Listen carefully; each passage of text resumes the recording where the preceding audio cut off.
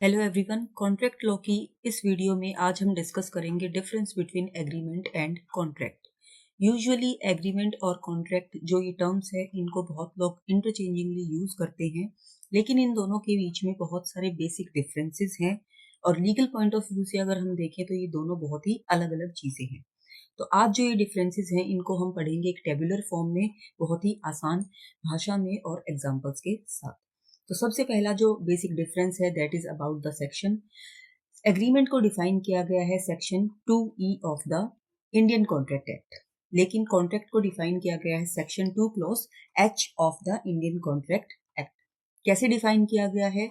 Agreement की जो definition है सेक्शन 2 क्लॉज E के अंदर वो है that every promise and every set of promises which form the consideration for each other. इसको हम क्या कहेंगे? That is agreement. इसका मतलब आसान शब्दों में अगर हम कहें तो कोई भी एग्रीमेंट जो होता है वो क्या है कि दो पार्टीज हैं, उन्होंने आपस में जो भी प्रोमिसेस दिए हैं, जो एक पार्टी का प्रॉमिस है वो दूसरी पार्टी के लिए कंसीडरेशन होगी और पहली पार्टी का जो प्रॉमिस है वो दूसरी पार्टी के लिए कंसीडरेशन होगी, तो इसे हम क्या कहेंगे? That is agreement. कॉन्ट्रैक्ट क्या होता है? ऐसे सभी agreements which are enforceable by law, यानी कि जिन्हें कोर्ट के अंदर एनफोर्स किया जा सकता है। अगर एक पार्टी अपनी ऑब्लिगेशंस को फुलफिल नहीं करती है कॉन्ट्रैक्ट की, तो दूसरी पार्टी क्या कर सकती है? उस पहले वाली पार्टी के ऊपर केस कर सकती है और कोर्ट में जो एग्रीमेंट है उसको एनफोर्स करवा सकती है। तो ऐसा एग्रीमेंट क्या होता है? That is contract. तीसरा जो डिफरेंस है दैट इज अबाउट स्कोप। तो स्कोप किसका वाइडर है? स्कोप वाइडर है एग्रीमेंट्स का, क्योंकि एग्रीमेंट्स क्या है? That is a broader term. अगर हम इसको कंसेंट्रिक सर्कल्स में ड्रॉ करेंगे तो दिस इज एग्रीमेंट और ये है कॉन्ट्रैक्ट। यानी कि सभी के सभी जो कॉन्ट्रैक्ट्स हैं वो एग्रीमेंट्स हैं, लेकिन सभी के सभी एग्रीमेंट्स कॉन्ट्रैक्ट नहीं है, क्योंकि बहुत सारे जो एग्रीमेंट्स होते हैं वो ऐसे होते हैं जो कोर्ट के अंदर आप एनफोर्स नहीं करवा सकते हो, तो वो सिर्फ एग्रीमेंट ही रहेंगे, वो कभी भी कॉन्ट्रैक्ट नहीं बनेंगे। So all the contracts they are agreements but all the agreements are not contract. तो एग्रीमेंट का जो स्कोप है वो ब्रॉडर है, क्योंकि किसी भी म्यूचुअल अंडरस्टैंडिंग को हम क्या एक एग्रीमेंट का नाम दे सकते हैं। So all agreements they are not contracts, but all contracts they are agreements. इसके बाद जो चौथा डिफरेंस है दैट इज अबाउट एनफोर्सिबिलिटी। जैसे अभी हमने कहा कि सभी के सभी एग्रीमेंट्स है, जरूरी नहीं है कि वो लीगली एनफोर्सिएबल होंगे, लेकिन सभी के सभी जो कॉन्ट्रैक्ट्स हैं जो वो क्या है? They are enforceable by law. तो this is also a difference. Enforceability किसकी हो सकती है? कॉन्ट्रैक्ट की एनफोर्सिबिलिटी हो सकती है, जरूरी नहीं है सभी के सभी एग्रीमेंट्स की एनफोर्सिबिलिटी हो। जब हम स्टेज की बात करते हैं तो कॉन्ट्रैक्ट फॉर्मेशन स्टेजेस के अंदर होता है, जिसके अंदर सबसे पहले प्रपोजल आएगा, जिसको हम ऑफर भी कहेंगे। ऑफर को जब सामने वाली पार्टी एक्सेप्ट कर लेती है तो वो क्या बन जाएगा? That will become a promise. इस प्रॉमिस के अंदर जब कंसीडरेशन ऐड हो जाएगी तो ये क्या बन जाएगा? This will become agreement. और एग्रीमेंट में जब लीगल एनफोर्सेबिलिटी ऐड हो जाएगी तो इसे हम क्या कहेंगे? That will become contract. तो एग्रीमेंट क्या है? एग्रीमेंट की जो स्टेज है वो कॉन्ट्रैक्ट फॉर्मेशन से पहले आएगी, और कॉन्ट्रैक्ट है वो हर तरह का जो कॉन्ट्रैक्ट है वो किसी ना किसी एग्रीमेंट के ऊपर बेस्ड होता है। नेचर ऑफ ऑब्लिगेशंस की अगर हम बात करें तो एग्रीमेंट जो है वो किसी तरह की भी ऑब्लिगेशंस के ऊपर बनाए जा सकते हैं। जरूरी नहीं है कि सभी की सभी जो ऑब्लिगेशंस है वो लीगल नेचर की ही हो। यहाँ पे सोशल ऑब्लिगेशंस हो सकती है, लीगल हो सकती है, एक्स्ट्रा लीगल हो सकती है, किसी भी तरह की ऑब्लिगेशंस है वो हो सकती है, लेकिन कॉन्ट्रैक्ट्स के अंदर सिर्फ लीगल ऑब्लिगेशंस ही क्रिएट होती हैं। लीगल ऑब्लिगेशन किसे हम कहेंगे? Which are enforceable in the courts. तो इनको हम क्या कहेंगे? That is legal obligations. Next जो डिफरेंस है that is about the formalities. Usually जब हम बात करते हैं एग्रीमेंट्स की तो एग्रीमेंट्स क्या है? इसके अंदर बनाने के लिए जो टर्मिनोलॉजी यूज होती है, जो वर्डिंग यूज होती है, वो इनफॉर्मल लैंग्वेज हो सकती है, ये वर्बल हो सकता है, दैट मीन्स ओरल हो सकता है, रिटन में भी हो सकता है, कैसे भी हो सकता है। ठीक है, दो फ्रेंड्स हैं ए और बी, दोनों एग्री करते हैं कि चलो नेक्स्ट वीक एक ट्रिप पे जाएंगे, तो ये क्या है?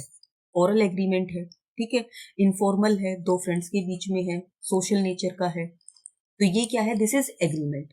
अगर पहले एक इनमें से कोई भी एक फ्रेंड टाइम पे मना कर देगा कि चलो भाई मुझे ये काम है, मैं ट्रिप पे नहीं जा सकता, तो ये कॉन्ट्रैक्ट नहीं था, there was no legal obligation, तो ये कोर्ट के अंदर इन्फोर्सिएबल नहीं है। तो कौन सी फॉर्मेलिटी, यहाँ पे कोई फॉर्मेलिटी, कोई कोर्ट में स्टैम्प पेपर साइन नहीं हुए हैं। तो एग्रीमेंट बनाने के लिए लैंग्वेज इनफॉर्मल हो सकती है, वर्बल बनाया जा सकता है, रिटन हो सकता है। लेकिन जब हम बात करते हैं कॉन्ट्रैक्ट्स की, यूजुअली मोस्टली जो कॉन्ट्रैक्ट्स होते हैं वो फॉर्मल होते हैं, रिटन होते हैं, और इसमें बहुत सारे या कुछ जो लीगल प्रोसीजर्स हैं वो भी फॉलो किए जाते हैं कि उनको रजिस्टर कराया गया है, स्टैम्प पेपर पे है, विटनेसेस होते हैं। तो कई तरह की लीगल फॉर्मेलिटीज हैं या लीगल प्रोसीजर्स हैं वो भी कंप्लीट किए जाते हैं for making of a contract. अगर हम बाउंडेशन की बात करते हैं कि दो पार्टीज के बीच में अगर सिर्फ एग्रीमेंट है, तो क्या वो पार्टीज उसको फॉलो करने के लिए या उसको फुलफिल करने के लिए लीगली बाउंड होंगी या नहीं होंगी। So not always legally binding. जो एग्रीमेंट होता है it is not always legally binding. जैसे अभी हमने ऊपर डिस्कस किया कि दो फ्रेंड्स के बीच में एग्रीमेंट है तो वो लीगली बाइंडिंग नहीं है, कोर्ट में उसको एनफोर्स नहीं कराया जा सकता है। जब हम बात करते हैं कॉन्ट्रैक्ट की, तो ये क्या होंगे, they are legally binding if the required elements are present. अब ये रिक्वायर्ड एलिमेंट्स कौन से हैं, दीज आर द असेंशियल्स। जो असेंशियल्स हैं एक वैलिड कॉन्ट्रैक्ट के, अगर वो सभी यहाँ प्रेजेंट है तो जो कॉन्ट्रैक्ट होगा वो क्या होगा, that will be legally binding. इसके बाद इंटेंशन की, पार्टीज का इंटेंशन क्या था उस पर्टिकुलर जो भी उनके बीच में बातचीत हुई है, जो भी एग्रीमेंट हुआ है, कॉन्ट्रैक्ट हुआ है। तो इंटेंशन, जब हम एग्रीमेंट की बात करते हैं तो जरूरी नहीं है कि हमेशा सिर्फ लीगल ऑब्लिगेशंस क्रिएट करने का ही इंटेंशन हो। इंटेंशन सोशल ऑब्लिगेशंस का हो सकता है, मोरल ऑब्लिगेशंस का हो सकता है, नॉर्मल बातचीत हो सकती है, कुछ भी हो सकता है। लेकिन जब हम बात करते हैं कॉन्ट्रैक्ट की, तो कॉन्ट्रैक्ट के लिए इंटेंशन क्या होना चाहिए पार्टीज का, कि जो भी एक पार्टी ने ऑफर दिया है दूसरी ने उसको एक्सेप्ट किया है, तो दोनों का इंटेंशन क्या था कि लीगली दोनों पार्टीज क्या होंगी, बाउंड होंगी उस पर्टिकुलर कॉन्ट्रैक्ट को फुलफिल करने के लिए। ठीक है, इसके अंदर लीडिंग केस है Balfour versus Balfour, Balfour versus Balfour.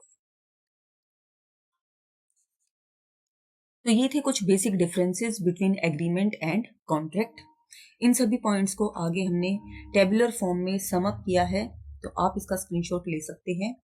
एक बार अगर हम रिवाइज करें तो difference between agreement and contract किस किस बेसिस पे हो सकता है, सेक्शन नंबर के बेसिस पे हो सकता है, डेफिनेशन जो है उसको हम डिफरेंस में डाल सकते हैं, स्कोप किसका वाइडर है किसका नैरोअर है, ठीक है, एग्रीमेंट का ब्रॉडर है और जो कॉन्ट्रैक्ट है वो नैरो इन स्कोप है।